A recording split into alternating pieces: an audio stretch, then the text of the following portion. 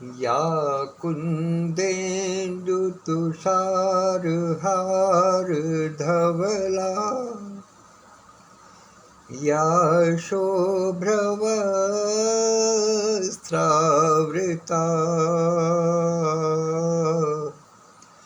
या वीणावरदण्डमण्डितकरा या श्वेतपद्मासना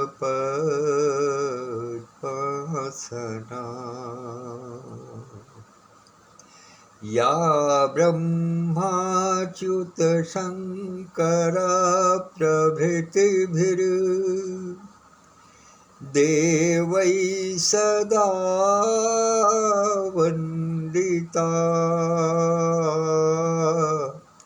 सा मां पातु सरस्वती भगवती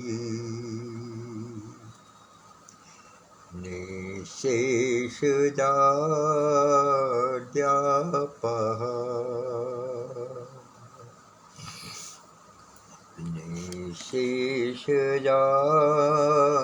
निःशेषजाड्यापः। माता सरस्वती के श्री चरणों में नमन वंदन करते हुए आज रविवार के दिवस मैं अपने सभी परिजनों के सुख संपन्नता स्वास्थ्य सहित दीर्घायु की कामना करता हूँ और इसी कामना के साथ में आज के अंक का प्रारंभ करता हूँ। आज का वाक्यांश है अपनी अपनी क्षमता। आप कहेंगे कि पता नहीं कहाँ कहाँ से खोज करके शब्द लाते हैं, लेकिन वास्तव में ये सारी शब्दावली, ये सारे वाक्यांश वातावरण में तैरते रहते हैं। बस हमें जरा सा ध्यान देकर के उनको चुनना पड़े।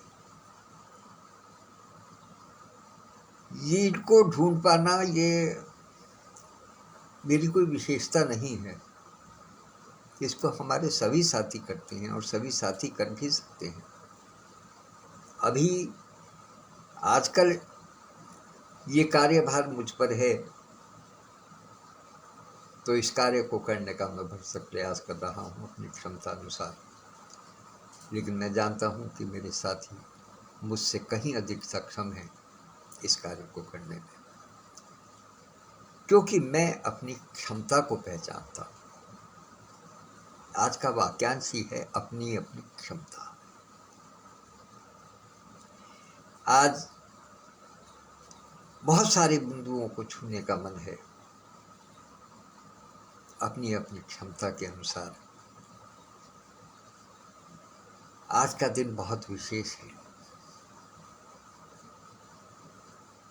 महाप्रभु भगवान श्री जगन्नाथ की रथ यात्रा आज निकलेगी, जिसमें लगभग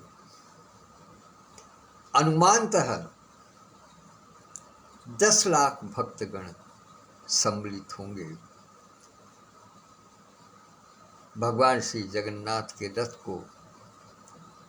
रथ के संचालन के लिए। लेकिन क्या खूबसूरती है कि उस रथ को खींचता कोई नहीं है, उस पर कोई भी व्यक्ति जोर नहीं लगाता है। किसी भी भक्त को इस बात का आभास भी नहीं होता है तनिक भी, चाहे वो 10 वर्षीय बच्चा हो या 90 वर्षीय वृद्ध हो,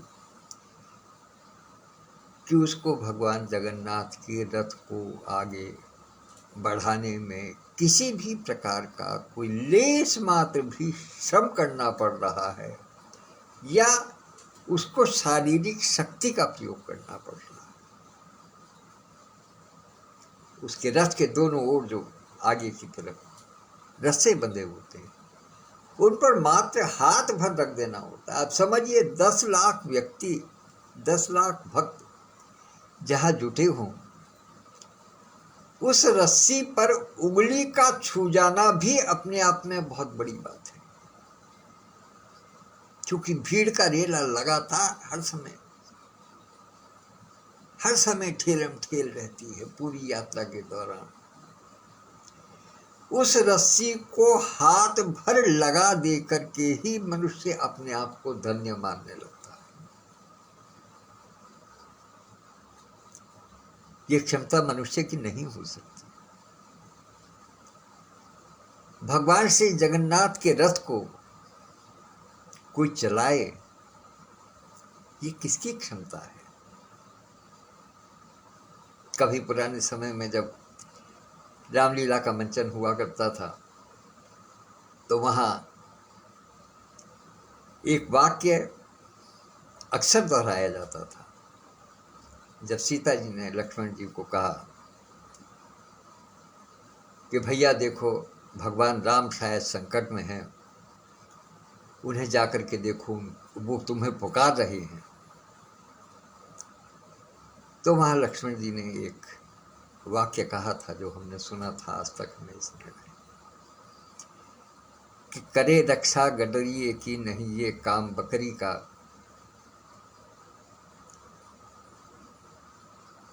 मैं उसकी क्या करूं रक्षा जो रक्षक है त्रिलोक। तो जो भगवान महाप्रभु श्री जगन्नाथ महाराज जो संपूर्ण जगत को चला रहे हैं, उस जगत में बैठा हुआ कोई मानव या मानवों का समूह या व्यक्तियों का समूह क्या उसको चलाने की क्षमता रख सकता है? क्या उसमें इतनी योग्यता हो सकती है, उसमें इतनी क्षमता हो सकती है कि उसको चला दे? नहीं हो सकता।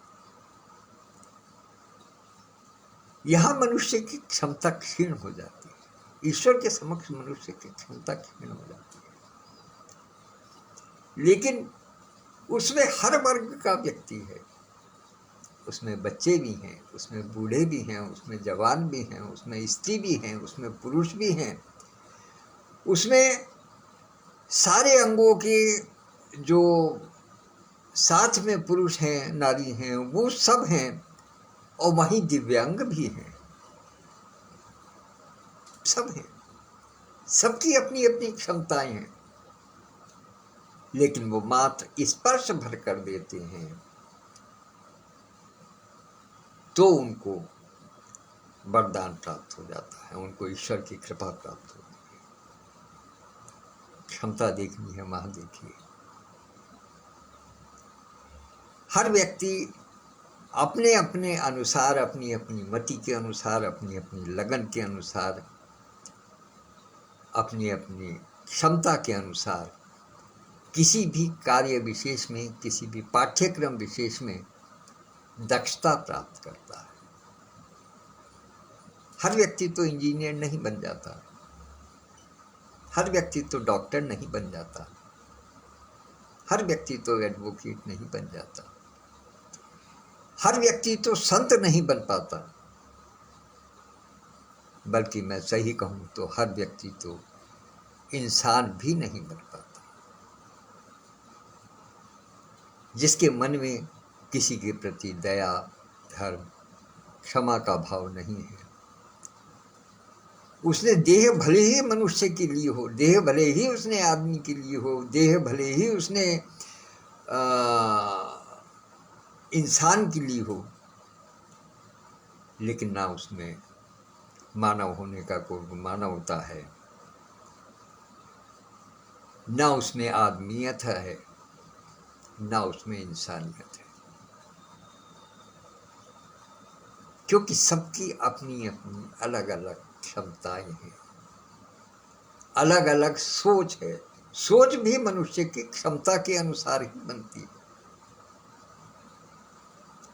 यदि मैं जानता हूं कि मैं किसी बाल्टी को, किसी पत्थर को उठा सकता हूं, किसी बोझ को उठा सकता हूं, मेरे अंदर वो क्षमता है, तभी मेरे अंदर वो सोच पनपेगी कि हाँ मैं इसको उठाऊं। लेकिन यदि मैं जानता हूं कि ये बहुत भारी है, ये मेरी क्षमता से बाहर है, तो मैं उसकी ओर बढ़ूंगा भी नहीं। और यदि बढ़ता हूं, यदि बढ़ता हूँ तो सिवा अपना उपहास कराने के अतिरिक्त और कुछ हासिल नहीं होगा। इसका उदाहरण त्रेता में माता सीता के स्वयंवर में सबने जाना है। तमाम ग्रंथों में उसका वर्णन है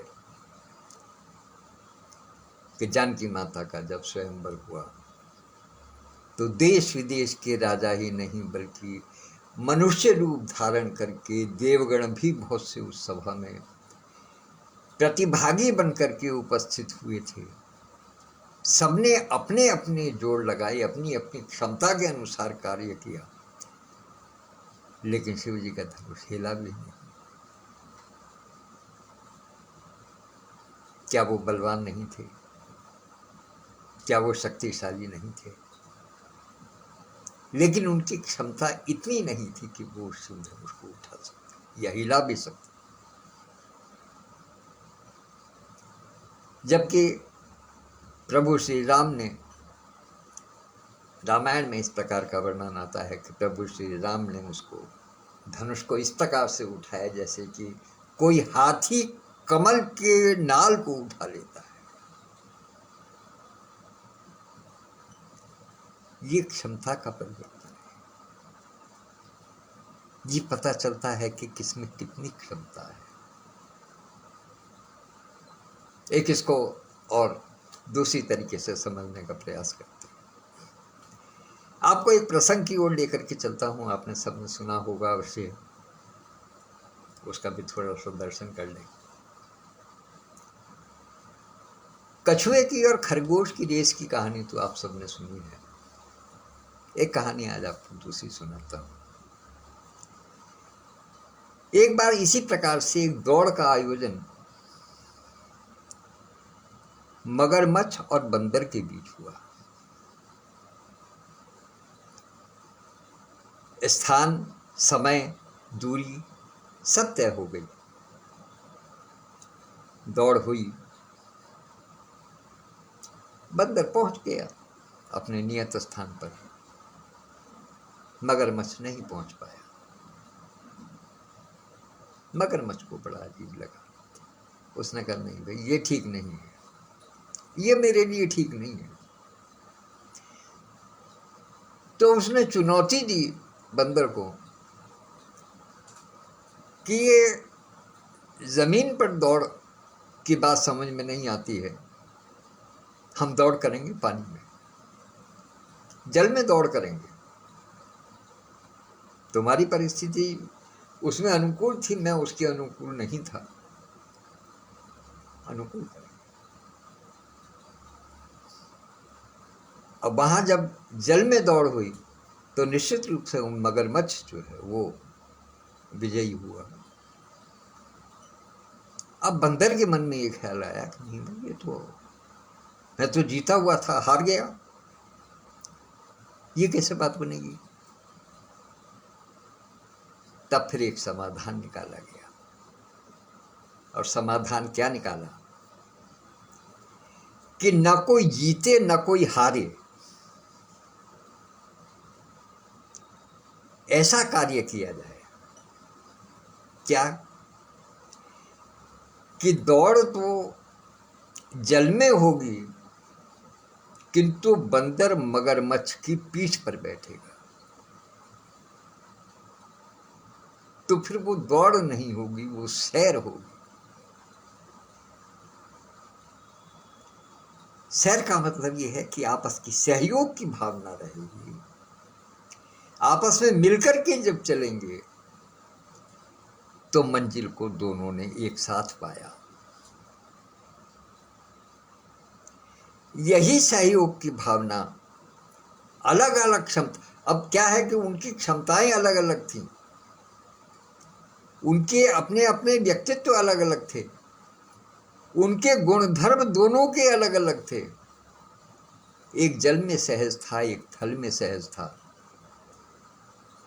आपने देखा होगा कि कुछ जीव ऐसे हैं जो कि वृक्ष पर चढ़ जाते हैं आसानी से, और कुछ ऐसे हैं कि ऊपर नहीं चढ़ पाते हैं। बिल्ली और शेर की कथा भी आपने सुनी होगी।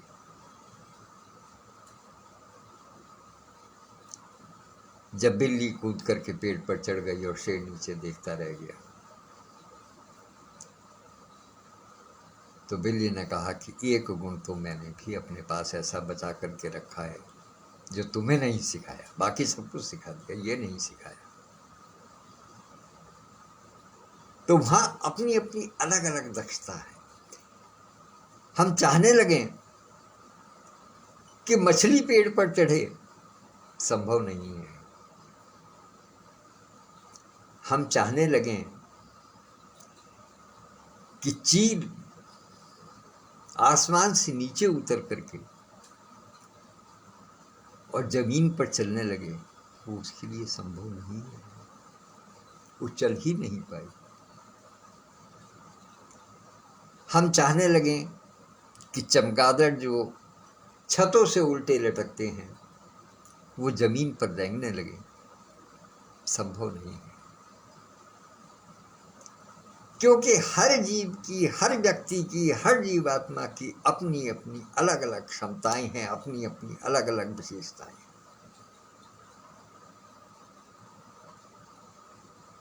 एक और दूसरा उदाहरण दें।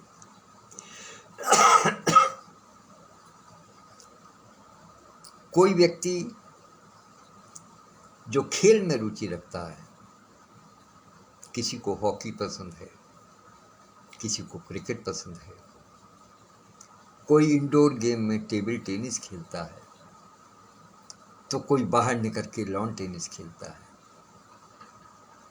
कोई गोल्फ खेलता है, और कुछ जो आलसी मनुष्य हैं वो मोबाइल पर गेम खेलते हैं। खेल तो सभी खेल रहे हैं, लेकिन क्या सब खेलों में अंतर नहीं है? क्या सब एक दूसरे का स्थानापन्न कर सकते हैं? जो पहलवान चंद मिनटों में सामने वाले पहलवान को धूल चटा देता है, वो यदि मोबाइल पर गेम खेलने लगे तो क्या कर पाएगा? उसको समझ ही नहीं आएगा कि इसमें क्या करना है। हॉकी के प्लेयर को कहने लगो कि तुम क्रिकेट खेल लो, वो पहले तो उसको समझने में ही बहुत समय लगेगा, और रुचि और दक्षता न हो पाने के कारण वो वहां फिट नहीं हो पाएगा। तो इसलिए हर व्यक्ति की अपनी अपनी अलग अलग क्षमताएं हैं, अलग अलग दक्षताएं हैं, और अपनी अपनी दक्षता के अनुकूल ही आदमी कार्य करता है, और वही करना आवश्यक है। बस मात्र इतना ध्यान रखना है कि हमारी जो भावनाएं हैं वो सहयोग की, सहयोगी भावना होनी चाहिए। जैसे अभी विषयांतर तो इसको नहीं कहूंगा, लेकिन हाँ थोड़ा सा अलग हटके विचार अवश्य दे रहा हूं किसी और मत में, कि जैसे देव दीपावली दर्शन की बात हुई 15 नवंबर की, जो काशी मीट बनारसिया में लोग बाग 16 नवंबर के कार्यक्रम के लिए पहुंच रहे हैं हमारे साथी।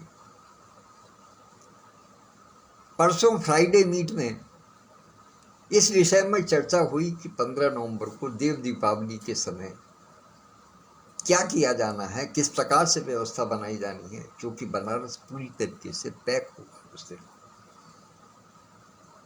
बहुत भीड़ होती है। डॉक्टर सत्यप्रकाश पांडे जी ने उसके कुछ हवाई चित्र भी साझा किए हैं पटल पर। तो जब चर्चा हुई, सब लोग उसमें बैठे, तो फिर वहां तो दो ही विषय हैं, भैया तो आप घाट से देख लीजिएगा या नौका विहार से देख लीजिएगा। अब घाट पर भीड़ में घुसना, 6 घंटे 7 घंटे तक रह पाना, उस भीड़ के दबाव को, उस भूख के दबाव को, उस श्वास के दबाव को झेल पाना, उसके लिए हर व्यक्ति की अपनी अपनी अलग अलग क्षमताएं हैं।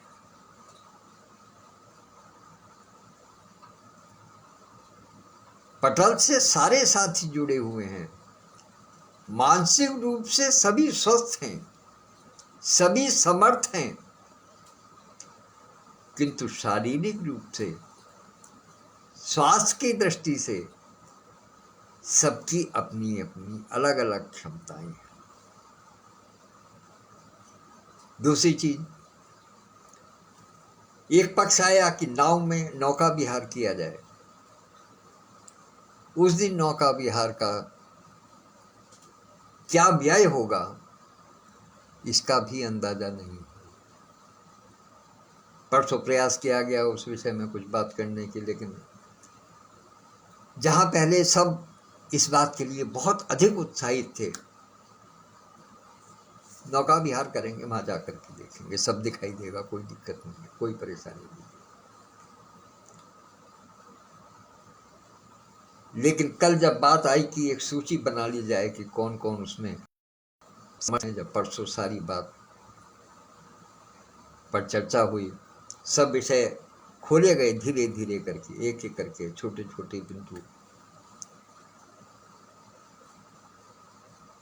तो पता चला कि एक नाव भर के लोग भी इकट्ठा नहीं हो पा रहे हैं। सबने अपनी अपनी क्षमताओं का आकलन करके देख लिया कि हम कहां तक, किस सीमा तक, किस प्रकार का दबाव सहन कर सकते हैं।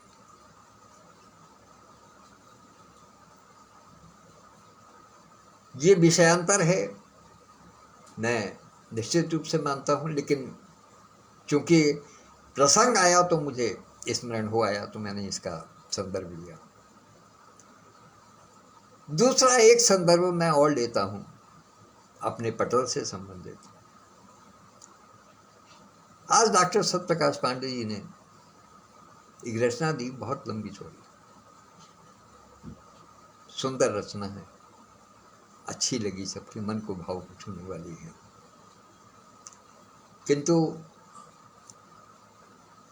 वही है कि संभवतः वो इस बात का संज्ञान नहीं ले पा रहे हैं। बड़ी विनम्रतापूर्वक निवेदन करना चाहता हूँ, वो इस बात का संज्ञान नहीं ले पा रहे हैं जिसका मैंने प्रारंभ में ही जिक्र किया है कि महाप्रभु भगवान जगन्नाथ की रथ यात्रा में रथ की रस्सी को खींचने वाला कोई नहीं है, केवल हाथ से स्पर्श भर जब कर देंगे तो रथ चल पड़ेगा। डॉक्टर सत्यप्रकाश पांडे जो इस समय एक मानसिक दबाव की स्थिति में है, जो हम अनुभव करते हैं और कर सकते हैं उनकी बातों से, उनके विचारों से, उनके लेखों से या उनकी वार्तालाप से, क्योंकि मेरी तो अक्सर उनसे प्रतिदिन ही वार्तालाप फोन पर होती है। कुछ शायद वो इसलिए भी करते हों कि मुझे इस कार्यक्रम का संयोजक बनाया है, तो उनसे विचार विमर्श करते रहना चाहते हैं ताकि एक एक बिंदु की जानकारी आपस में साझा रहे कि हम क्या कर रहे हैं, आज हम क्या सोच रहे हैं, आज की क्या गतिविधि होंगी, किस प्रकार से आज का कार्यक्रम चलेगा। तो कहीं ना कहीं दबाव की स्थिति बन रही है, लेकिन मैं विश्वास के साथ में कहता हूं कि हमारे सभी साथी, मैं थोड़ा एक प्रतीकात्मक रूप में जाता हूं, चाहे वो मगरमच्छ हो, चाहे वो बंदर की श्रेणी में हो, लेकिन जब सहयोग के साथ में बढ़ते हैं तो मंजिल स्वतः प्राप्त होती है, बिना किसी विघ्न बाधा के प्राप्त होती है।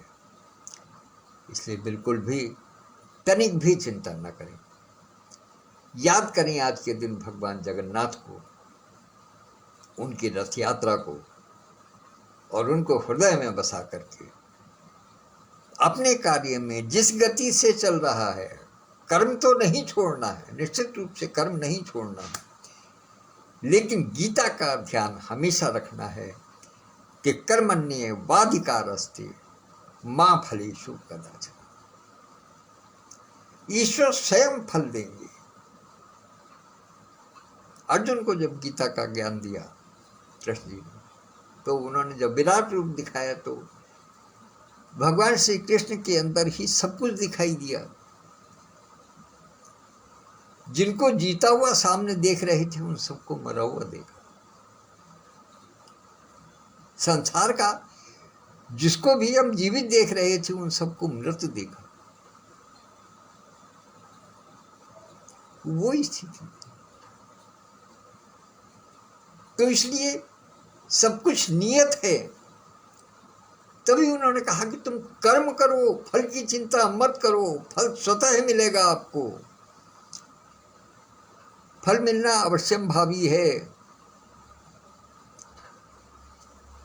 अगर आपको अपना लक्ष्य प्राप्त करना है तो अपनी पूर्ण क्षमता का दोहन करते हुए उस लक्ष्य की दिशा में आगे बढ़े। इसके अतिरिक्त और कोई मार्ग नहीं है। लेकिन अपनी क्षमता का प्रयोग न करना, ये पलायनवादी नीति होगी। इसका अर्थ ये होगा कि आप अपने स्थान से, अपने कर्तव्यों से, अपने श्रम से पलायित हो रहे हैं, आप दूर भाग रहे हैं। इसलिए अपनी क्षमता का पूरा पूरा प्रयोग करें। आज की तिथि का एक और प्रसंग मैं आपके सामने रखता हूं, क्योंकि मैं विदुर की धरती बिजनौर से हूं और इस समय बिजनौर में ही उपस्थित हूं। ये धराधाम जहां महात्मा विदुर के नाम से जाना जाता है, वहीं कुख्यात कहूं या सुविख्यात कहूं, डाकू सुल्ताना के नाम से भी जाना जाता है। डाकू सुल्ताना ने, आपको स्मरण करा दूं कि आज का दिन 7 जुलाई, आज से ठीक 100 वर्ष पूर्व अर्थात 7 जुलाई 1924 को सुल्ताना डाकू को फांसी दी गई थी। आज उसकी पुण्यतिथि है। उसके लिए हमेशा कहा जाता था कि उसने कभी किसी गरीब को नहीं लूटा। उसने केवल और केवल, यदि इसको लूट कहेंगे, यदि उसको डाकू कहेंगे, तो उसने केवल जो सामर्थ्यवान थे, जो क्षमतावान थे, जो धनवान थे, उनसे धन लेकर के गरीबों की सहायता की।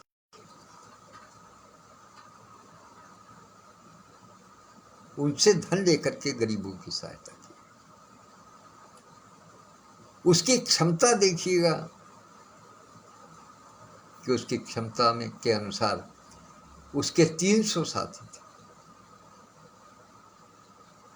और जिनको लूटता था उनकी क्षमता देखिएगा।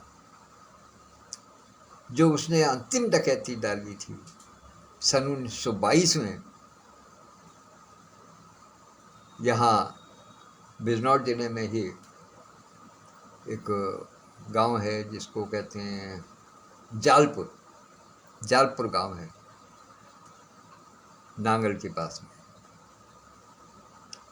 उसमें आज भी दर्ज है कि जालपुर गांव में एक किसी किसान के यहाँ, किसी के यहाँ उसने डकैती डाली थी, धनिक के यहाँ, और उसके यहाँ से लूट मालूम है कितनी थी? 1922 में 17,428 रुपए की लूट थी। आज से 102 वर्ष पूर्व 17,428 रुपये की क्या कीमत रही होगी, ये सब सहज ही अंदाजा लगा सकते हैं। और इससे भी अंदाजा ये लग सकता है कि उसने कितनी बड़ी डकैती उस समय डाली थी। आज की तारीख में तो 17,428 रुपये कोई बहुत बड़ी रकम नहीं मानी जा सकती, लेकिन अब से 100 साल पहले बहुत बड़ी कीमत हुआ।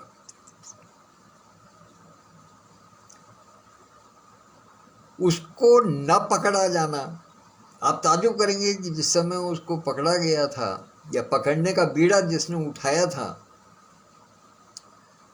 उसने अपनी टीम में 300 सिपाही और 50 घुड़सवार रखे थे, जो उस मिशन को संचालित करने वाले मुखिया के अतिरिक्त थे। उनकी सहायता ली गई थी और गरीबों को प्रताड़ित किया गया था, और इस हद तक प्रताड़ित किया गया था कि किसी कमजोर दिल वाले से सुल्ताना का पता निकल गया और उन्होंने सुल्ताना को पकड़ लिया। वरना कोई भी कमजोर व्यक्ति जुल्म सहता रहा, लेकिन सुल्ताना का पता नहीं बताया, क्योंकि उसने हर गरीब की मदद की थी। उसने अपनी क्षमता दिखाई कि मैं क्या कर सकता हूं, मैं कहां से लेकर के कहां दे सकता हूं, मैं किस प्रकार के समाजवाद की बात करता हूं। उसने अपनी क्षमता दिखाई, अपनी क्षमता के अनुसार कार्य किया। और आज की तारीख में भी दो मत बनते हैं, कोई सुल्ताना को डाकू कहता है तो कोई उसको भारत का रॉबिन हुड कहता है। रॉबिन हुड का भी यही काम था, धनिकों से लिया, गरीबों में बांटा, हर गरीब की सहायता की। न जाने सुल्ताना ने कितनी गरीब कन्याओं के विवाह कराए, कितने बच्चों की शिक्षाएं कराई। नजीबाबाद के पास में आज भी पत्थरगढ़ का किला सुल्ताना के किले के नाम से मशहूर। तो ये आज का दिवस है, 7 जुलाई 1924 को उसको फांसी दी गई थी। आज मुझे स्मरण हो आया। तो हर व्यक्ति अपनी अपनी क्षमता के अनुसार ही कार्य करता है। किसी की क्षमता कुछ थी, किसी की क्षमता कुछ थी, और सबको अपनी अपनी क्षमता के अनुसार ही कार्य करना चाहिए। अपनी क्षमता से आगे, अपनी क्षमता को लांघ करके किसी कार्य को यदि करेंगे तो निश्चित रूप से कहीं ना कहीं हमें या तो असफलता का सामना करना पड़ेगा, या हम किसी परेशानी में घिर जाएंगे, या फिर हमें उपहास का माध्यम बनना पड़ेगा। तो इसलिए निवेदन है कि सब लोग अपनी अपनी क्षमता के अनुसार कार्य करें। पहले अपनी अपनी क्षमता पहचानें और उसके बाद किसी कार्य में आगे बढ़ें। इसी संदेश के साथ मैं आज अपनी वाणी को विराम देता हूँ। और इस समय मुझे दिखाई दे रहे हैं आदरणीय श्री विधुभूषण त्रिवेदी जी, आदरणीय बहन यति शर्मा जी, आदरणीय दीदी कनकलता गौड़ जी, डॉक्टर विद्युत प्रभा चतुर्वेदी मंजू दीदी, और आदरणीय अल्पना दीक्षित जी भी दिखाई दी थी मुझे, और आदरणीय अंजलि डुडेजा जी भी उपस्थित हैं। आज आदरणीय अल्पना दीक्षित दीदी का जन्मोत्सव है, पूरा पटल धूमधाम से मना रहा है। उनको सब अपनी बधाई दें और शुभकामनाएं प्रेषित करें। ऐसा लगे कि आज अल्पना जी की कल्पना में भी कभी ऐसा दिवस ना रहा हो। इतनी शुभकामनाएं, बधाई, संदेश उनको पहुंचने चाहिए। ये मेरा अनुरोध है और मुझे आशा है कि ऐसा ही होगा। तो इन्हीं शब्दों के साथ में अपनी वाणी को विराम देता हूँ। और यद्यपि आज मैं थोड़ा बेहतर अनुभव कर रहा हूँ, किंतु फिर भी कवि के साथ कॉफी मंच पर आज नहीं आ पाऊंगा, कल उपस्थित होगा। तब तक के लिए आज्ञा प्रदान कीजिएगा। नमस्कार, धन्यवाद। कल फिर मिलते हैं सुबह 8:30 बजे इसी पटल पर, नित्य की भांति नए वाक्यांश के साथ। धन्यवाद, नमस्कार।